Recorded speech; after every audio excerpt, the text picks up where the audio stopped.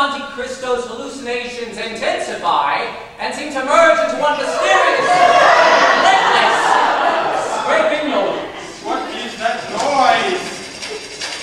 Do you hear that, Bruno and Nolan? My little rat companions, is that you?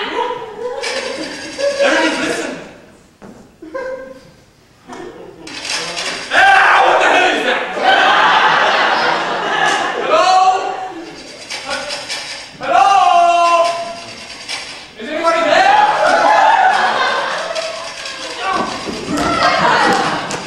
What? Oh, that is an odd question to answer.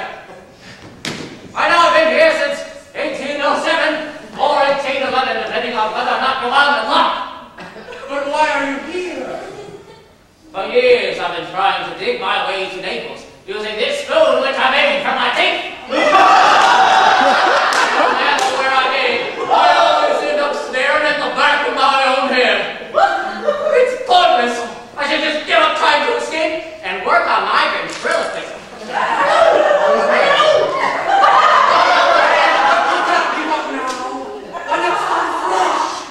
Believe me, friend, escape is pointless. Now Come here. Now that there are two of us, perhaps we can succeed in escaping where we are now. That, surprisingly enough, is not intelligent. I did it back once years ago and devised a planetscape that just might work. If only I had an accomplice. Oh, I'll be your accomplice. I estimate it'll take us about 15 months to make our escape. But you might need to stop pulling out your teeth. To make another spoon. Oh, but wait! There's more! This is a treasure map. This tells you how to find a treasure of 13 million or more buried on the isle of Monte Christo. If I should have one of my attacks and die before we manage to escape, take this piece of paper and the treasure is yours. And one more thing. And this is of supreme importance.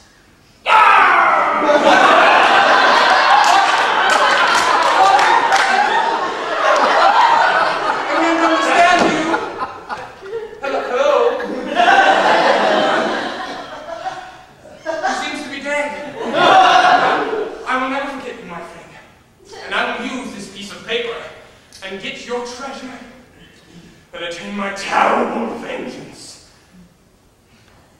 Now I'll just push you back through the hole and close it.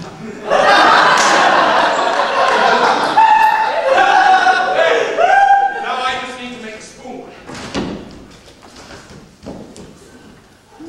Mercedes remains loyal to her beloved, the Count of Monte Cristo. I have vowed to always be loyal to my beloved, the Count of Monte Cristo. Except that it's so lonely in here. And I don't know if he's alive or if he's dead. Or maybe he's found someone else in prison. In which case, what am I doing?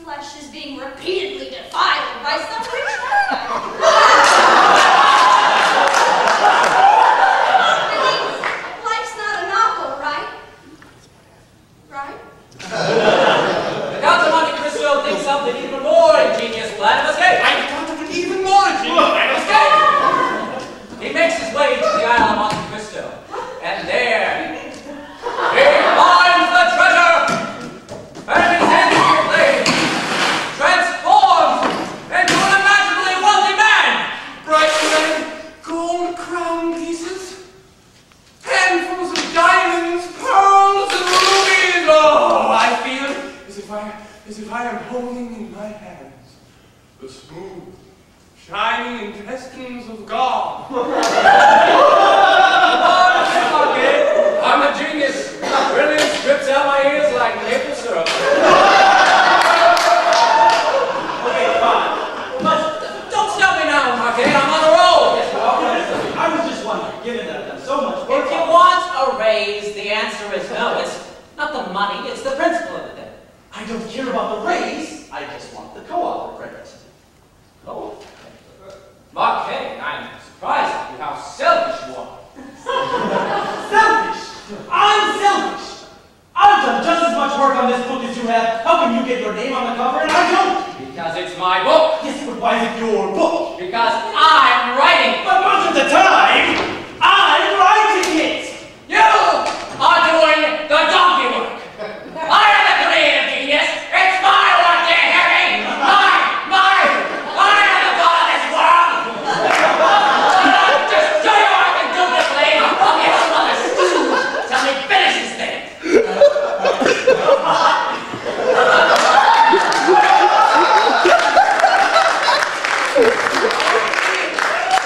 The scene in which the Count of Monte Christo encounters his beloved Mercedes, who has betrayed him. He believes he doesn't recognize her, but does she? Does she? I don't know, you're the big genius, you figure it out. No, we covered that. He meets Mercedes in the garden. Meets Mercedes in the garden. The Count of Monte Cristo encounters his beloved Mercedes, who has married his bitter enemy in the garden. Will you give me your arm, Count?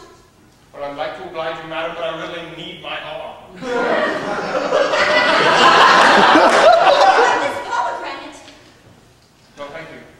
Oh, come on.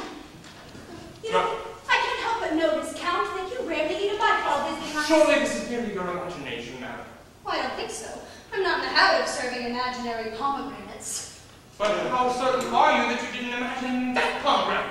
I don't know any of this is real. Suppose everything here is a lie.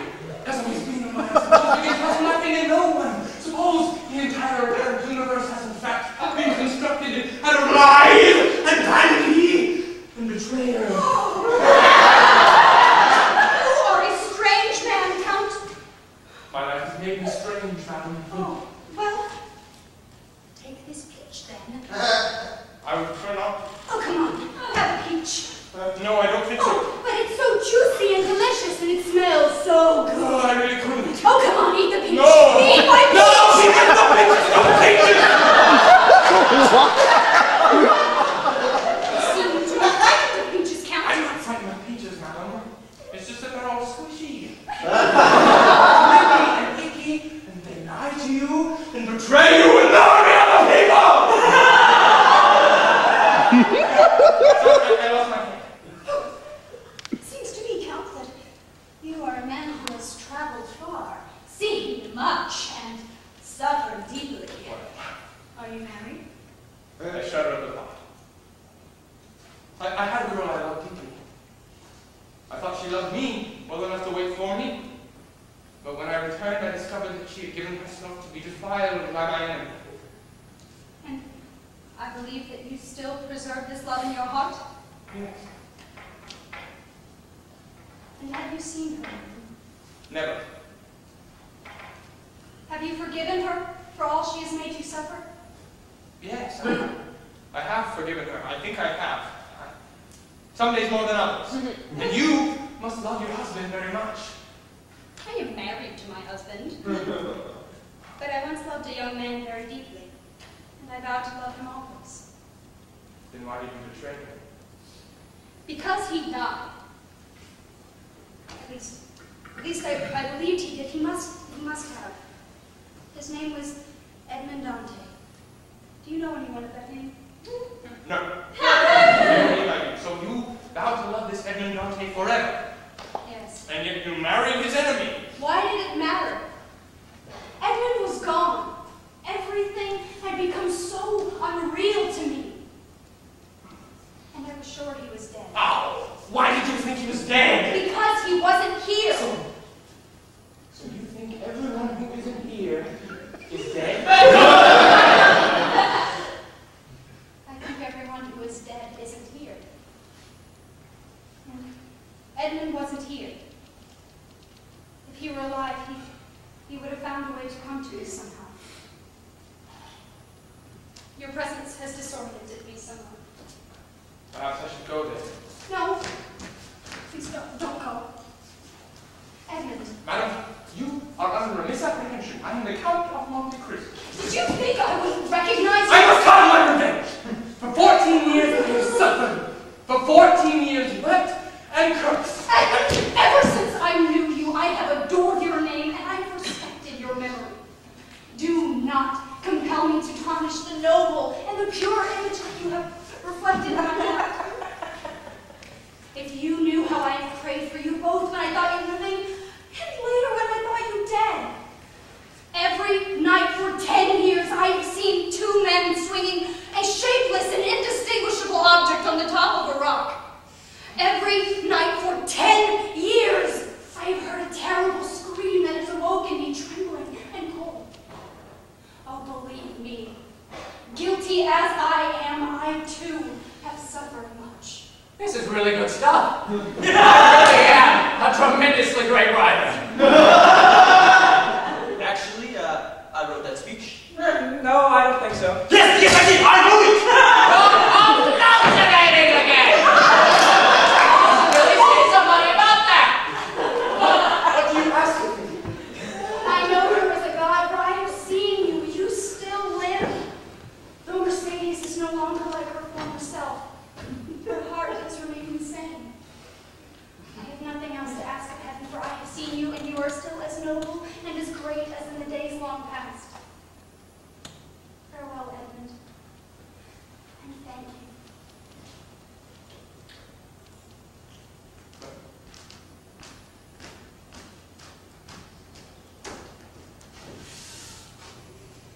Fool that I am, that I did not tear out my heart the day I resolved to revenge myself. We are going to have to make some cuts here. This scene is too long. Let's cut the part about his dignity. Yes, that's no good. You wrote that. No. You wrote that. I don't understand this at all. I moved through my revenge like a dream. Hundreds upon hundreds of pages, I insinuate myself carefully and inexorably into the lives of my enemies. I put myself in a position to destroy everything they care about. Their fortunes, their wives, their children. But all the while, a voice in my head is telling me it isn't real. In the catacombs of St. Sebastian, in the cave on the island of Monte Christo, at the carnival in Rome, all was a dream. I hear the rats scuttling and the sound of the ocean, and voices squabbling somewhere, speaking of the Count of Monte Christo. But another voice in my head is saying, "There is no Count of Monte Cristo. Confess that you have had a nightmare, and let's go up for breakfast. Now what